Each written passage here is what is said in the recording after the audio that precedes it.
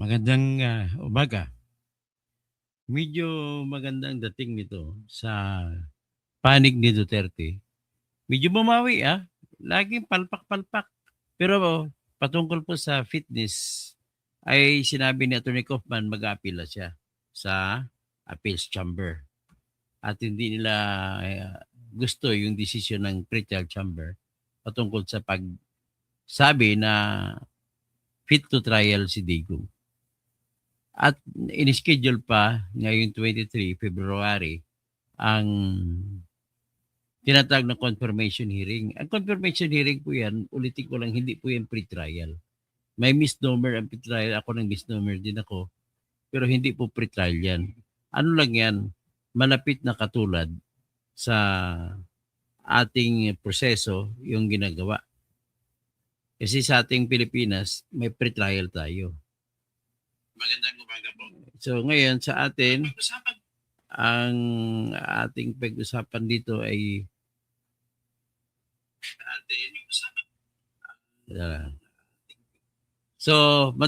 ayon sa ICC, matutuloy yung pre-trial chamber. Pre-trial, hindi pre-trial, kundi confirmation hearing. Ang objective nun, titingnan, himay-himayin ang mga ebidensya ng prosecution kung may sapat na basihan para mag-trial. At kung walang sapat na dahilan na ebidensya, ibasura, uwi si Digong Duterte. So that is the quickest step of the century for Digong Duterte. So ngayon, analyze natin. Pero may isa pa na hinihiling gagawin ni Kaufman na magsampa siya ng apila sa appeals chamber ng patungkol sa fitness to trial. Ang sa akin lang is I have to suggest siguro they have to exhaust the possibility yung patungkol sa yung illegal arrest. It results in lack of jurisdiction over the person of Duterte. Illegal kasi ang arrest.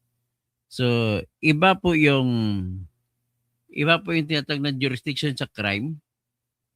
Hindi mo pagpatuloy yan kung walang mga taong akusado. So, kailangan jurisdiction sa taong akusado.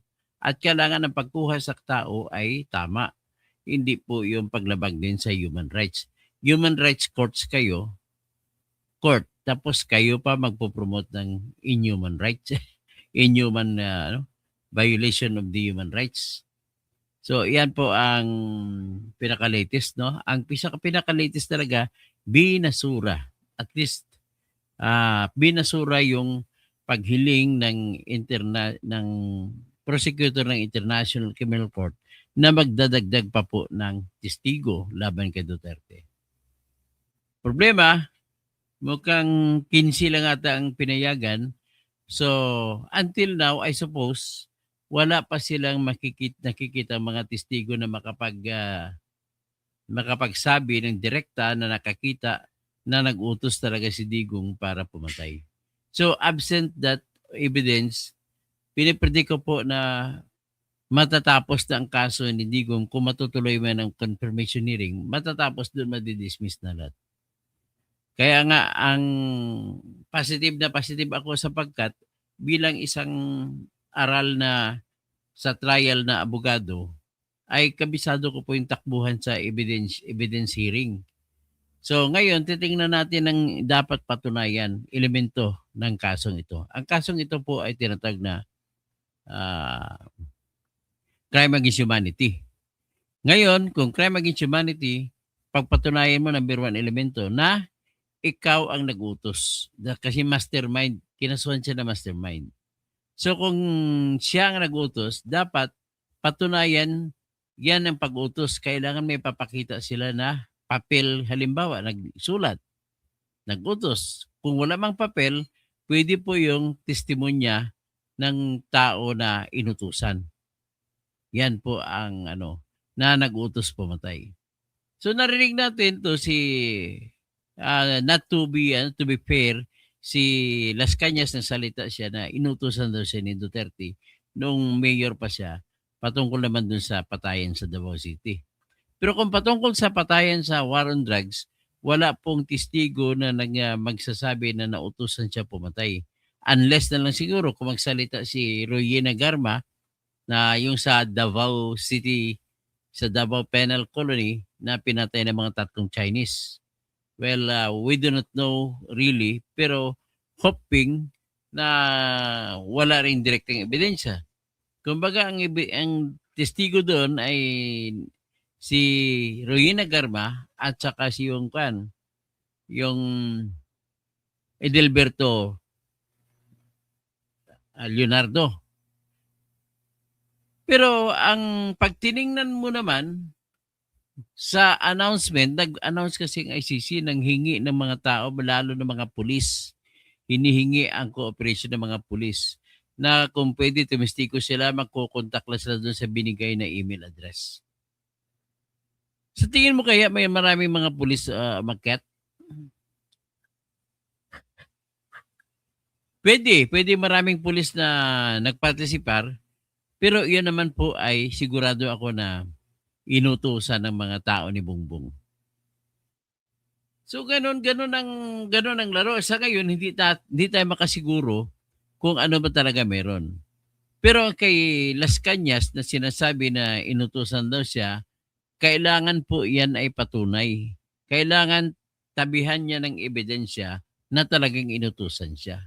So paano ang ano ang ebidensya na pwedeng kukunin? So, una, pwedeng sabihin ng mga abogado niya na dire-diretso siya ka magtestigo, totoong-totoo, pwede yan. Pero mahina ang kalidad niyan sa bigat. Pero mas maganda niyan kung may papel at ibang tao na testigo para magsuporta sa sinabi ni Las Cañas. But my problem is, until now, wala pong magsusuporta sa claim ni Las Cañas. Ganon din po kay Bato-Bato. Wala ka makuha mga ibang ebidensya o testigo na mag-corroborate, magpapatunay na magsusuporta sa sinabi ni Bato-Bato. So, kung sa Davao killings, yan pong status. Pagdating naman po sa war on drugs, confident po ako ni isa dyan sa mga kaso sa war on drugs ay walang mananaig labang kay Digong. Kaya kung ako tatanungin mo, ang lahat ng kasong war on drugs masisiro, mababasura. Because of the fact, ang hirap po maghanap ng ebidensya na magtuturo na si Digong ay nag-utos na patayin ang mga biktima.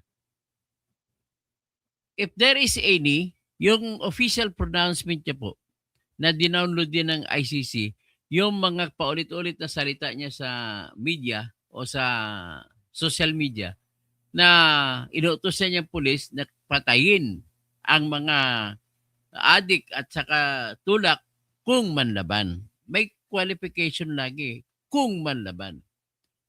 Ang sitwasyon po dito, hindi kagaya po sa sitwasyon ng sa South Africa, hindi South Africa, sa Africa, sa Sudan, si Intaganda, si Ongwen, at iba pa doon, natahasang na-establish na pinatay talaga mga tao na walang dahilan.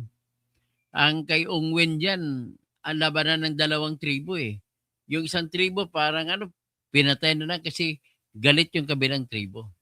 Hindi kagaya sa kay Digong na sitwasyon, nagkiklaim ang akusasyon na inutos ni Digong. Pero ang problema lang, ang very clear na mga ebidensya natin ay nagpapakita na while inutos niya, may kwalifikasyon kung manlaban.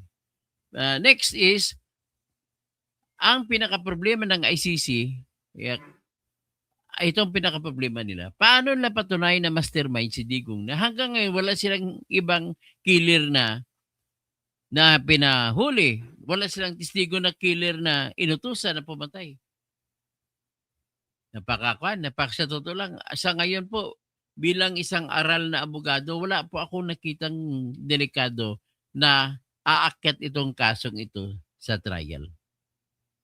Next is, sabi ko nga, inuulit ko na bakit manghingi pa kayo ng bagong testigo kung malakas ang testigo nyo.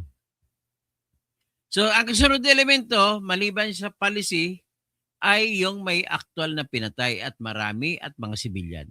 Okay, maraming pinatay. Maraming civilian. Ang problema diyan, paano mo ma-establish 'yan? Kung ikaw trial lawyer, madali lang 'yan establish sa pamamagitan ng death certificate, parisan mo ng autopsy ni Raquel Porton para sabihin niya yung DNA ng tao rito nag-match po sa pangalan nito sa death certificate nito. At saka yung cause of death, although yung cause of death iba-ibang nilagay. So ang hirap kung nakabaon na po yun ng mga patay, mga kalansay na to sa ngayon o yung kahit na 2 years ago pa kalansay na yun.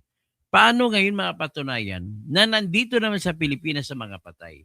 Paano mapatunayan yung mga pangalan ng tao na pinatay ni Digong kung hindi natin maipakita yung mga patay? Di ba ang hirap? Sa totoo lang, kahit ako mag-prosecute nito, mahirapan ako nito. Alam ni Amil Moti Talib yan, ang hirap talaga, ang hirap. So ano pang ibang patunayan nila na wala na. Yun lang namang importante. Patunayan mo na may policy. Ang policy po, aminin natin, ay war on drugs. Hulihin lahat, pero patayin ko sakasakaling manlaban. Yun ang policy. Although sa totoo lang, naniwala ko, marami mga pinatay mga pulis dyan na hindi na hindi nanlaban. Halos lahat yan, hindi nanlaban. But the problem is, it is one thing to believe and it is another thing to prove. Ang hirap mag-prove. Pero kung titingnan mo rin sa isang parte, sino bang ibang tao gumawa na gano'n? May magagawa pa ba ulit na gano'n? At ang kapalit niyan, hindi naman natin manigate kahit sino pang mga DDH, mga Duterte diehard haters. Aamin sila na napaka-peaceful sa panahon ni Duterte because of that policy. Na talagang ang policy lang dyan nakikita ko pwede man, yung massive ang paghanap ng intelligence operations palaban sa mga addict sa katulad. Yun lamang hanggang sa paghanap. Pero pagpapatay, hindi natin alam kung may sugo si Digong o wala. Yan lamang po. So sana maintindihan ninyo yan kung anong kuwan para wala na tayong wag na tayong magtalo-talunan pa. Ang mga anti-DDS, galit na galit talaga yan. O ngayon, pumapalakpakin sila nung nadina yung pito trial ni Digong. Tapos may isa pa na yung nauna na deny ang jurisdiction issue. Pero ngayon, kahapon, ay bumawi si Digong at tinabla na yung hiling ng prosecutor na magdagdag ebidensya. So hanggang dyan na muna tayo ngayon at abangan natin ano mangyari. So magandang umaga po sa lahat. Si Amil Moti Talib, yan sila sa kanya sa Matabato. Bayad dyan sa grupo ni Father J. Alejo at mga NPA.